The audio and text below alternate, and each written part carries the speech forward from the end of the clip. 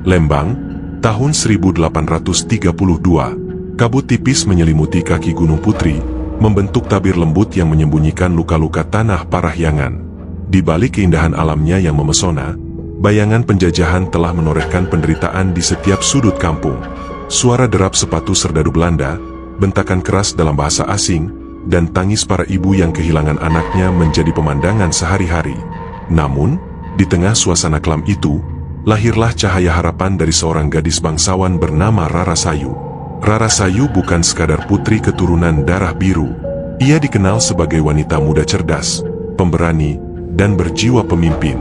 Ayahnya, Raden Arya Wiranegara, adalah seorang bangsawan Sunda yang telah dipaksa tunduk kepada kekuasaan Belanda demi menyelamatkan warganya dari pembantaian. Tapi diam-diam, Rarasayu menolak menjadi simbol kepatuhan. Dalam bayang-bayang malam, ia menggerakkan kelompok perlawanan rahasia, mengumpulkan para pemuda desa, menyusun rencana, dan menyelundupkan informasi penting dari tangan Belanda. Wajahnya dikenal di berbagai pelosok desa, bukan sebagai simbol kemewahan, melainkan simbol perjuangan. Ia turun langsung ke sawah, mengobati luka para pejuang, dan berdiri paling depan saat harus menyampaikan pidato penyemangat kepada rakyat. Suaranya lembut namun tegas, senyumnya tulus namun menyimpan bara dendam kepada penjajahan. Tanah ini bukan milik mereka, ucapnya suatu malam dalam rapat rahasia di rumah panggung tua di kaki gunung. Tanah ini milik kita, yang dilahirkan di atasnya, yang tumbuh dari air dan angin pegunungannya. Kita akan rebut kembali, bukan dengan kemarahan semata, tapi dengan kecerdikan. Rarasayu tahu bahwa kekuatan fisik tak cukup untuk mengalahkan pasukan Belanda yang bersenjata lengkap. Maka ia dan kelompok kecilnya mulai menyerang secara tak langsung, menyabotase logistik, menyebarkan kabar palsu untuk mengacaukan strategi Belanda, dan mencuri peta-peta penting dari markas kolonial. Namun kecemerlangan Rarasayu tidak luput dari perhatian. Seorang letnan Belanda bernama De Winter, yang terkenal kejam namun penuh intrik, mulai mencium adanya perlawanan terorganisir. Ia tahu tak mungkin rakyat kecil bergerak secepat ini tanpa pemimpin. Ia memerintahkan anak buahnya untuk menyelidiki lebih dalam. Ada hantu di antara mereka, kata De Winter pada atasannya, dan aku akan memburu hantu itu. Rarasayu tahu waktunya tak banyak. Maka ia mempercepat rencana terakhirnya, mengirim peta jalur rahasia ke markas pejuang utama di Cirebon. Tapi malam itu, sesuatu yang tak terduga terjadi. Salah satu pengawalnya, seorang pria yang diam-diam mencintainya, dikhianati oleh rasa takut. Ia membocorkan lokasi rapat kepada pasukan Belanda dengan harapan Rarasayu bisa diselamatkan dan tidak terlibat lebih jauh. Tanggal 17 Oktober 1832, saat kabut turun lebih tebal dari biasanya dan hujan rintik mulai membasahi tanah, pasukan Belanda mengepung rumah panggung tempat rapat berlangsung. Rarasayu dan beberapa pejuang yang tersisa melarikan diri ke arah Gunung Putri, membawa peta dan dokumen penting yang menjadi nyawa perjuangan. Di tengah kejaran dan bunyi tembakan, Rarasayu memimpin rombongan kecilnya masuk ke dalam hutan lebat yang belum tersentuh tangan manusia. Hujan menyamarkan jejak mereka, namun langkah kuda-kuda Belanda terdengar semakin dekat. Di sanalah mereka menemukan sebuah goa tersembunyi, mulutnya tertutup oleh semak dan akar pepohonan, seakan memang ditakdirkan menjadi tempat persembunyian terakhir. Masuk ke dalam, perintah Rarasayu. Ini satu-satunya jalan. Rombongan itu masuk, satu persatu. Goa itu dingin, sempit, dan gelap. Cahaya obor nyaris tak mampu menembus kedalaman. Namun mereka terus berjalan, mengikuti lorong yang seakan tak berujung. Lalu, tiba-tiba, suara langkah kaki menghilang. Kesunyian menguasai goa. Tak ada suara dari luar. Tak ada cahaya matahari. Tak ada napas selain milik mereka sendiri. Sampai akhirnya, terdengar jeritan. Seorang pengawal berteriak keras sebelum tubuhnya ditarik oleh sesuatu yang tak terlihat dari kegelapan. Darah mengucur. Suara gamelan halus entah dari mana mulai terdengar. Obor padam satu persatu, seolah ada tangan tak kasat mata yang memadamkannya. Jangan keluar, bisik Rarasayu. Kalau kalian keluar, kalian akan mati. Tapi kalau kalian tetap di sini, mungkin kita bisa selamat. Satu persatu pengikutnya menghilang. Sebagian mencoba keluar, namun tidak pernah kembali. Dan malam itu, Rarasayu, dengan darah di wajah dan mata membelalak ketakutan, berdiri sendirian di dalam kegelapan goa. Ia merapatkan jubah putihnya, menggenggam dokumen yang masih basah oleh hujan dan darah. "Kalau aku tak bisa menyelamatkan tanah ini dengan hidupku," bisiknya, "aku akan menjaganya setelah mati." Dan sejak malam itu, tak ada yang pernah melihat Rarasayu lagi. Goa tempat persembunyian itu kini disebut Goa Putri. Warga percaya, ia tidak pernah keluar. Ia menjadi bagian dari gunung itu, menjaga, menanti, dan mengutuk siapapun yang datang dengan niat buruk. Lembang, tahun 2023. Musim hujan belum sepenuhnya reda ketika Doni, seorang mahasiswa jurusan arkeologi dari sebuah universitas ternama di Bandung, menginjakan kaki di kawasan Gunung Putri. Ia datang bukan sekadar untuk mendaki, tapi membawa misi pribadi, membuktikan bahwa legenda Putri Rarasayu hanya mitos warisan lisan yang tak berdasar sejarah. Doni bukan sembarang pendaki. Ia dikenal sebagai skeptis fanatik di kalangan teman-temannya. Ia percaya semua cerita hantu hanyalah refleksi ketakutan kolektif masyarakat terhadap masa lalu yang kelam. Dan Goa Putri, yang selalu disebut-sebut angker oleh warga, dianggapnya sebagai peluang penelitian arkeologi sekaligus pembuktian akademik. Cerita tentang putri yang menghilang, jadi penjaga goa, itu cuma narasi rakyat yang direkayasa, kata Doni dalam vlognya yang ia rekam saat mendaki. "Hari ini, gue akan masuk ke dalam goa itu, dan membuktikan bahwa di dalamnya cuma ada bebatuan dan kelelawar." Ia tak sendiri. Bersamanya ada dua rekan kuliah, Reza dan Ayu. Reza adalah videografer amatir yang senang membuat konten horor, sementara Ayu, mahasiswi antropologi, memiliki ketertarikan terhadap budaya lokal dan mitologi. Dari awal, Ayu sudah merasa gelisah. Ia bahkan membawa sesajen kecil berisi bunga kantil, dupa, dan air kembang. "Kita harus izin dulu, Don," ucap Ayu saat mereka tiba di mulut Goa Putri. Goa itu tertutup semak belukar, hanya sebuah celah sempit yang gelap dan lembab. Doni tertawa kecil. "Ke siapa? Ke batunya? Ke legendanya? Ayolah, Yu, ini bukan film." Namun Ayu tetap menaruh sesajen di dekat pintu masuk. Ia menunduk dan berbisik pelan, "Permisi, Putri Rarasayu. Kami tidak berniat mengganggu, hanya ingin meneliti." Langkah pertama ke dalam goa langsung terasa berbeda. Udara dingin, lembab, dan nyaris tak bersuara. Reza menyalakan lampu senter yang dipasang di kepala, sementara Doni sibuk memotret formasi batu yang menurutnya tidak biasa. Mereka terus berjalan masuk, mengikuti lorong berliku yang semakin dalam. Beberapa menit pertama berjalan lancar. Mereka merekam dinding goa, menemukan beberapa simbol aneh yang mungkin ukiran alami atau buatan manusia. Namun suasana mulai berubah ketika mereka mencapai sebuah ruangan batu sempit dengan langit-langit rendah. Di sana, Ayu tiba-tiba terdiam. "Dengar," katanya lirih. Reza mematikan lampu senter sejenak. Dalam kegelapan itu, terdengar suara lirih seperti alunan gamelan. Terdengar halus, berirama lembut, namun jelas. Dentingan saron, suara kendang, dan nyanyian perempuan yang tidak dimengerti bahasanya. Lagu itu seolah datang dari dalam perut bumi. "Efek akustik gua," kata Doni cepat, meski wajahnya mulai pucat. "Mungkin suara dari luar yang terpantul." Namun Ayu menggeleng. "Itu bukan dari luar, itu dari dalam." Seketika suhu ruangan terasa menurun. Nafas mulai terlihat seperti uap. Kamera Reza tiba-tiba mati. Semua baterai cadangan mereka pun tidak berfungsi. Padahal, sebelum masuk, semua peralatan sudah dicek dan penuh. Mereka memutuskan untuk keluar.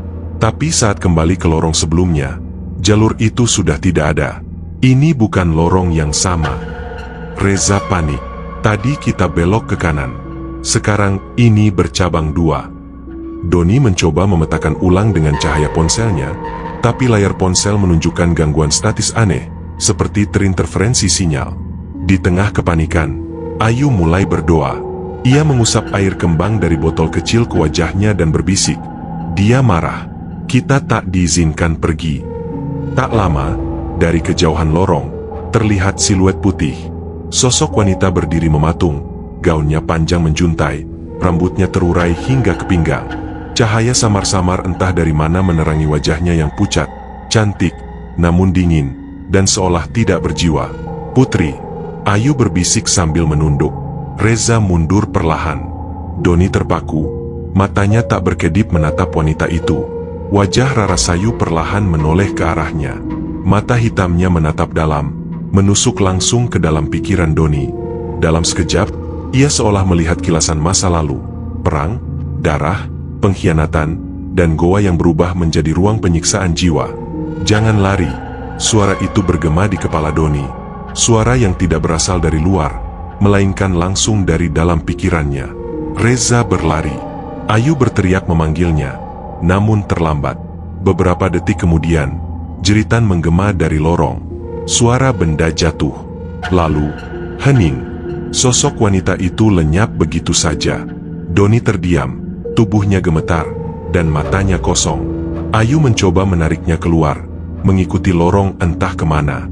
Entah karena keberuntungan atau anugerah dari doa, mereka akhirnya menemukan celah cahaya dan keluar dari goa saat fajar mulai menyingsing. Namun hanya Doni yang berhasil keluar. Ayu tidak pernah ditemukan. Doni diselamatkan oleh warga setempat dalam keadaan linglung. Ia tidak bisa bicara, hanya duduk dan menatap kosong. Butuh waktu berbulan-bulan hingga akhirnya ia bisa mengucapkan satu kalimat yang terus diulang-ulang. Dia masih menunggu, tapi bukan untuk diselamatkan. Dia menunggu untuk membalas. Sore menjelang senja di kaki Gunung Putri. Kabut kembali turun, membungkus lembah dan pepohonan pinus dalam balutan putih yang memudar. Angin menderu lembut membawa aroma tanah basah dan dedaunan yang meranggas. Di salah satu warung kecil dekat pos pendakian, seorang lelaki tua bercerita pelan kepada seorang pendaki muda. Namanya Pak Lurah Soma. Usianya lebih dari 70 tahun. Namun suaranya masih tegas meski dibalut batuk ringan sesekali. Ia dikenal sebagai penjaga cerita. Bukan hanya sejarah, tapi kisah-kisah yang tak tertulis, yang diturunkan dari mulut ke mulut, dari para kuncen, pertapa, hingga penjaga hutan. "Goa di Gunung Putri itu bukan goa biasa," ucapnya sambil menyeruput kopi. "Itu gerbang. Pintu ke ruang yang tak sepenuhnya di dunia ini, dan tak sepenuhnya pula di alam sana." Pendaki muda itu, Bagas namanya, seorang jurnalis lepas yang sedang menyelidiki hilangnya Ayu dan Reza, kasus yang masih belum terpecahkan. Ia mendengar kabar dari warga bahwa hanya Pak Soma yang bisa menjelaskan makna goa itu. Pak Soma pun memulai kisahnya. Zaman dahulu, sebelum kedatangan bangsa Eropa, wilayah Lembang adalah bagian dari kerajaan Sunda yang kuat dan makmur. Di puncak Gunung Putri, konon berdiri sebuah keraton kecil yang dijaga para panglima dan wanita-wanita suci. Mereka adalah penjaga jalur Le, semacam jalur energi yang menghubungkan dunia manusia dengan dunia gaib atau alam astral. Salah satu tempat tersakral di kerajaan itu adalah Goa Kandang, yang sekarang dikenal sebagai Goa Putri. Goa itu dianggap sebagai tempat pembersihan jiwa, tempat para bangsawan melakukan tapa brata, dan tempat penghubung dengan leluhur. Namun goa itu juga dipercaya bisa menyerap roh manusia jika dibuka dengan niat yang tidak murni. "Goa itu punya hukum sendiri," ucap Pak Soma. "Kalau kau masuk dengan niat serakah, goa itu akan menelannya hidup-hidup. Tapi kalau kau masuk dengan restu leluhur dan niat bersih, kau bisa melihat dunia yang tak bisa dijangkau mata biasa." Rarasayu, kata Pak Soma, adalah satu dari sedikit wanita bangsawan yang berhasil memasuki goa itu dan keluar dalam keadaan berubah. Bukan berubah secara fisik, tapi jiwanya tak lagi sepenuhnya milik dunia manusia. Dalam masa pelariannya, saat ia masuk ke dalam goa untuk bersembunyi dari kejaran serdadu Belanda, ia tak hanya sembunyi. Ia melakukan tapa pati obong, sejenis ritual kematian sukarela untuk menjadikan dirinya penjaga abadi. Ada cerita, saat Rarasayu duduk di tengah gua dan mulai membaca doa terakhirnya, ia ditarik oleh kekuatan dari dalam tanah. Bisik Pak Soma, "Ia tidak mati, tapi juga tidak hidup. Ia menjadi penjaga. Tapi bukan karena kutukan. Ia memilih. Ia tahu, tak ada lagi tempat yang aman di dunia luar. Maka ia memilih menjadi bagian dari ruang di antara dua alam, alam manusia dan alam gaib. Di dalam sana, waktu berhenti, tapi kesadaran tetap hidup. Ia melihat masa lalu, masa kini, bahkan bayangan masa depan." Beberapa hari setelah Rarasayu menghilang, para penduduk sekitar mengaku mendengar suara gamelan dari balik bukit. Di malam-malam tertentu, cahaya samar tampak keluar dari mulut goa, seperti obor yang menyala tanpa sumber. Dan kadang, ada suara wanita menyanyi, lirih dan melankolis. Namun yang paling mengerikan adalah peristiwa-peristiwa aneh yang mulai terjadi kepada siapapun yang mencoba menggali atau merusak area sekitar goa. Tahun 1965, dua prajurit TNI yang tengah berlatih dikabarkan hilang saat mencoba membuat jalur alternatif di lereng Gunung Putri. Tubuh mereka ditemukan 2 minggu kemudian, kering seperti mayat yang sudah dikubur bertahun-tahun. Di dada mereka, terukir simbol kuno berbentuk lingkaran dengan garis-garis seperti sinar matahari, simbol kerajaan lama. Lalu tahun 1992, seorang pemburu harta karun mencoba masuk ke dalam goa dengan alat pengebor. Malam itu, ia pulang dalam keadaan meracau dan menangis ketakutan. Ia meninggal 2 hari kemudian setelah melompat ke dalam sumur di rumahnya sendiri. Sebelum meninggal, ia berteriak, "Putri itu marah. Dia melihat semuanya. Dia tak tidur." Pak Soma menghela napas panjang. "Putri itu masih di sana," katanya lirih. "Tapi dia bukan lagi manusia. Dia penjaga gerbang. Dan setiap kali ada yang masuk dengan niat buruk, dia akan menutup jalan keluar." Bagas mencatat semua dengan cepat. Ia penasaran dan takut dalam waktu bersamaan. Tapi rasa ingin tahunya menang. Ia memutuskan, malam itu juga, untuk pergi ke Goa Putri dan mencoba merasakan sendiri energi yang dibicarakan Pak Soma. Ia tak memberitahu siapapun, hanya membawa 1 kamera, 1 senter, dan niat untuk menggali kebenaran. Tepat pukul 11 malam, Bagas sampai di mulut goa. Angin bertiup aneh. Sesajen ayu yang dulu ditinggalkan masih ada di sana. Bunga kantilnya sudah mengering, namun dupa dan airnya masih utuh, seakan tak pernah disentuh waktu. "Permisi, Putri," bisik Bagas. "Saya hanya ingin tahu, apakah kau benar ada?" Langkah pertama ke dalam goa membuatnya merinding. Senter mulai berkedip. Udara menjadi berat. Tapi ia terus berjalan, hingga tiba-tiba, semua suara hilang. Bahkan suara napasnya sendiri. Di ujung lorong, ia melihatnya. Sosok wanita dengan jubah putih panjang. Berdiri tegak, tidak menyentuh tanah. Rambutnya melayang pelan, seperti tertiup air. Matanya hitam pekat. Tapi kali ini, bukan kemarahan yang terpancar, melainkan kesedihan mendalam. "Bukan waktumu." Suara itu bergetar dalam benaknya. "Keluar, sebelum kau tak bisa kembali." Bagas menangis tanpa sadar. Ia mundur, melangkah perlahan, dan tiba-tiba terlempar keluar goa seperti tertiup angin kuat. Ia jatuh terkapar di tanah, dan mulutnya penuh darah karena lidahnya tergigit saat tubuhnya terhempas. Tapi ia selamat. Dan sejak hari itu, Bagas berhenti mencari. Ia hanya menulis 1 kalimat di bukunya yang belum diterbitkan. Goa Putri bukan tempat untuk menemukan hantu, tapi tempat untuk menemukan siapa sebenarnya manusia. Tahun 1984, sebuah kejadian ganjil mengguncang kampung kecil di kaki Gunung Putri. Desa yang tenang itu, bernama Cikopo Girang, mendadak dirundung bencana aneh. Ternak mati secara misterius, bayi-bayi menangis serentak setiap malam jam 2, dan beberapa warga mulai mengalami kerasukan. Semua menyebut satu nama yang sama dalam kondisi trans, Rara Sayu. Awalnya, orang-orang mengira ini hanya ketakutan massal. Namun kejadian paling menyeramkan terjadi pada malam Jumat Kliwon. Seorang pemuda bernama Irwan menghilang saat sedang buang air kecil di kebun belakang rumahnya. Esok harinya, tubuhnya ditemukan di tengah ladang jagung, matanya membelalak, dan tubuhnya membusuk seperti telah meninggal seminggu.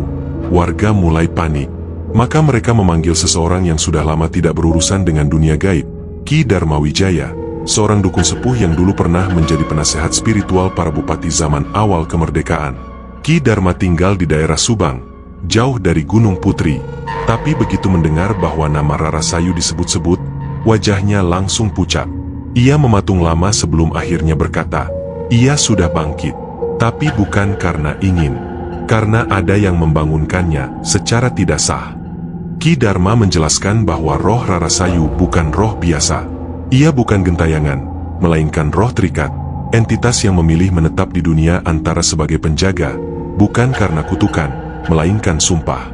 Dan ketika sumpahnya terusik, maka batas dunia yang ia jaga mulai retak. Seseorang telah mencoba membongkar gerbang itu tanpa restu, kata Ki Dharma. Dan sekarang, ruang antara telah menganga. Ki Dharma pun datang ke Gunung Putri, ditemani 5 muridnya.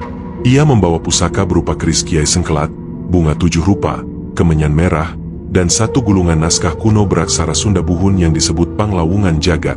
Tujuannya bukan sekadar menenangkan roh, tetapi mengikat kembali pintu dunia gaib yang mulai terbuka.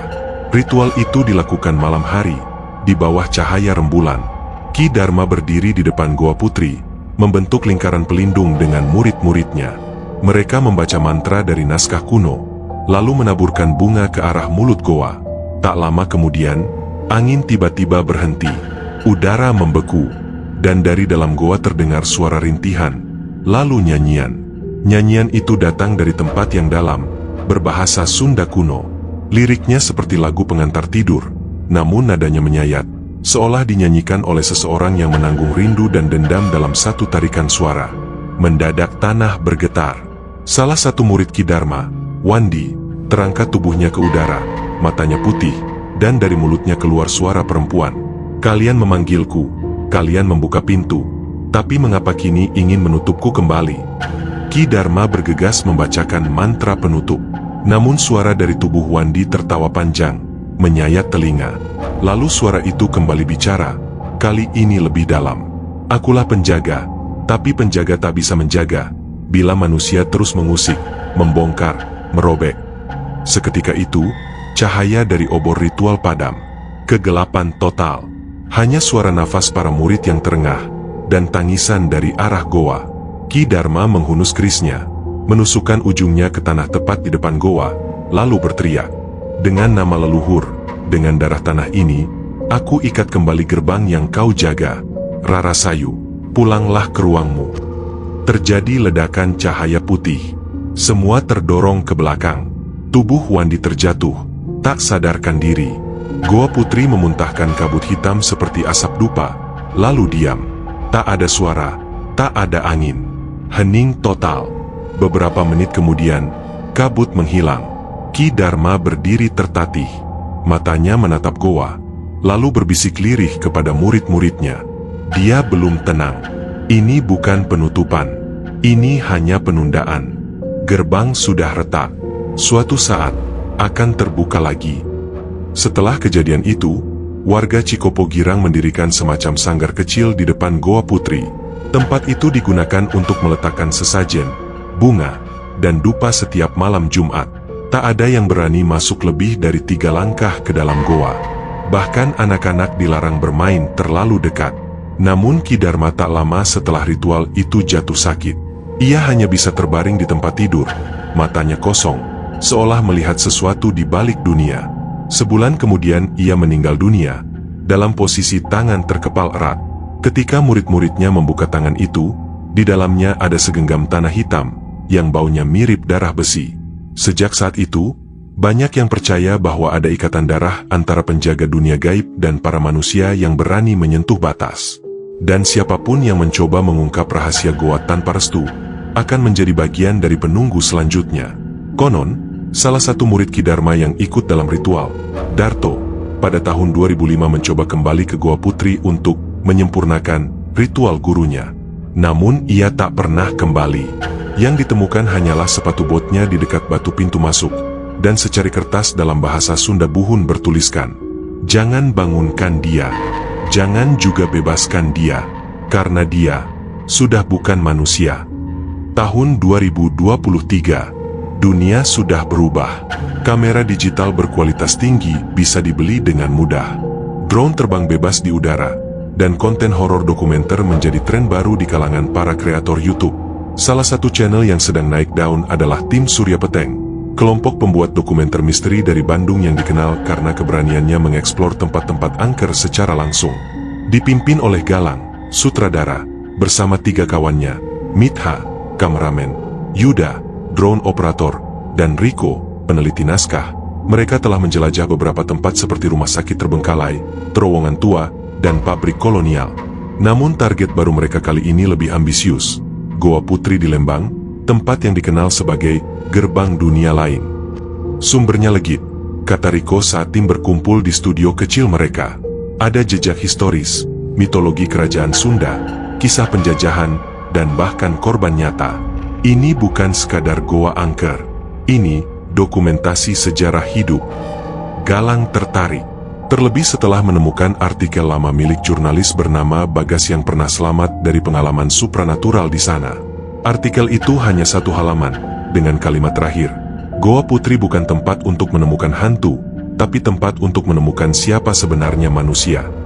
Dibekali drone malam, kamera inframerah, perekam suara, dan alat sensor EMF, mereka memutuskan untuk menginap 1 malam di kaki Gunung Putri dan masuk ke goa pada pukul 2 dini hari. Sebelumnya mereka mewawancarai warga sekitar, namun banyak yang enggan berbicara. Satu-satunya yang bersedia memberi informasi hanyalah seorang ibu tua penjaga warung. "Kalian mau bikin dokumenter? Jangan sombong di sana. Kalau dengar gamelan, jangan ikuti. Kalau mencium bau melati, jangan berbalik. Dan kalau lihat wanita berpakaian putih, jangan anggap itu konten. Anggap itu peringatan." Malam itu datang cepat. Langit bersih, bintang-bintang berkelap-kelip di atas hutan pinus yang lebat. Mereka mulai syuting dari luar goa. Mitha mengambil footage dengan pencahayaan dramatis. Rico menjelaskan sejarah Goa Putri dengan data yang ia kumpulkan, termasuk kisah Rarasayu. Namun ketika mereka mulai merekam di dalam goa, hal-hal tak bisa dijelaskan mulai terjadi. Sensor EMF mereka berkedip liar. Udara berubah dingin. Senter yang sebelumnya terang mulai meredup satu persatu. Kamera merekam suara lirih, seperti orang bernyanyi, lagu yang tak dikenal, tapi menyayat hati. "Kalian dengar itu?" tanya Mitha. "Lagu, tapi dari mana?" Yuda menjawab, mencoba mencari sumber suara. "Itu Sunda kuno," bisik Rico. "Itu suara dari naskah yang kubaca seminggu lalu." Mereka panik, tapi Galang, terlalu berambisi, justru mendorong kamera ke dalam, mendekati lorong paling dalam dari Goa Putri, lorong yang diyakini sebagai titik energi utama. Di sanalah mereka melihatnya. Sosok wanita berdiri di ujung lorong. Rambut panjang, gaun putih, tangan terulur seperti mengundang. Namun yang membuat mereka gemetar adalah wajahnya. Bukan menyeramkan, tapi begitu sedih, seperti seseorang yang terperangkap selama ratusan tahun. "Kenapa kalian datang lagi? Kalian memanggil. Kalian mengulangi kesalahan mereka." Lampu padam. Kamera bergetar. Suara rekaman terpotong. Dalam sekejap, Galang dan Mitha menghilang. Hanya Yuda dan Rico yang berhasil lari keluar, terengah-engah. Mata mereka merah seperti kurang tidur seminggu. Mereka terus berteriak. "Dia menutupnya. Dia menutup pintunya." Pencarian dilakukan selama seminggu oleh tim SAR. Namun Galang dan Mitha tak pernah ditemukan. Drone mereka ditemukan dalam kondisi terbakar di dalam goa. Kamera utama mereka ditemukan di luar, dekat sesajen yang sudah lapuk. Ketika video itu diputar, hanya 1 bagian yang terekam sebelum layar berubah gelap. Sosok Rarasayu berdiri menghadap kamera. Wajahnya begitu jelas, dan ia berbisik 1 kalimat. "Aku tidak ingin dikenang. Aku hanya ingin dilupakan." Video itu viral. Namun channel Surya Peteng langsung menghilang dari internet seminggu setelahnya. Akun mereka tak bisa diakses. Semua dokumentasi dihapus. Hanya video terakhir yang tetap beredar di forum-forum gelap dan diarsipkan oleh komunitas misteri. Yuda dan Rico kini hidup terpisah. Keduanya berhenti dari dunia digital. Rico bahkan dilaporkan mengalami gangguan kejiwaan ringan. Ia menulis 1 kalimat di dinding kamar kosnya sebelum menghilang tanpa jejak. Rarasayu masih menjaga, tapi ia tak lagi ingin menjaga. Warga sekitar kini lebih waspada. Goa Putri ditutup dengan pagar bambu, dan setiap malam Jumat Kliwon, dupa dinyalakan oleh seorang kuncen muda yang tak pernah bicara sepatah kata pun. Saat ditanya siapa gurunya, ia hanya menjawab, "Aku murid dari yang tak bisa tidur, yang menjaga agar dunia tak bertemu dunia." Dan jika malam cukup sunyi, dari arah Gunung Putri, kadang terdengar lagu pelan. Suara perempuan yang menyanyikan bait kuno. "Lamun raga hilang di jagat, heit kudu mulih ka alam." Jika raga hilang dari dunia, jiwa harus pulang ke alam. Goa Putri tetap berdiri, tenang di siang hari. Tapi jika kau mendekat pada malam yang salah, jangan terkejut jika kau dipanggil oleh suara yang sudah lama dilupakan dunia.